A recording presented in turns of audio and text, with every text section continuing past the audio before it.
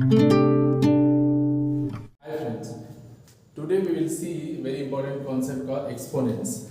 Exponents we also call indices. So it is, suppose 10 into 10 we write 2 times. If we can write something m into m into m into m n times, we can say that this is m to the power n. Means m is written n times, 10 is written 2 times, m is written n times.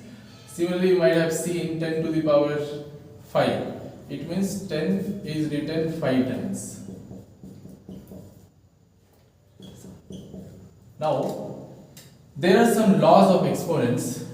Let's try with that. If base is same, suppose if you have 10 to the power 5 into multiplication 10 to the power 20. We say that if base is same and it is in multiplication, we say 10 to the power 5 plus 20. So answer is 10 to the power 25. Based on this, we say x to the power m into x to the power n is equals to x to the power m plus n. This is our first law of exponents. Similarly, we can say if x to the power m divided by x to the power n means its division, but still base is same. So we say x to the power m minus n. If it is in division, we say x power m minus n, and if it is in multiplication, we just add the power. Similarly, we have another important laws of exponents, x power m to the power n. In this case, we multiply the m into n. So answer is x to the power m into n, x to the power mn. Now, based on this concept, we can try questions also. This is the 3 laws of exponents which we have discussed. X power m into x to the power n equals to x to the power m plus n, and then we have x power m divided by x power n equals to x power m minus n. Now there is a one more laws, fourth law you can say, when we have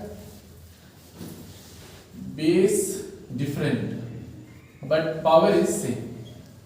So in this case we can say x m times, y also m times. So x into y m times. This is another law. Then one more law you can say that if you have x power minus n, it means it is nothing but 1 to the power x to the power n. Say x is equals to x to the power 1 by m. This is very useful to solve any root problem. Like here 25, under root 25.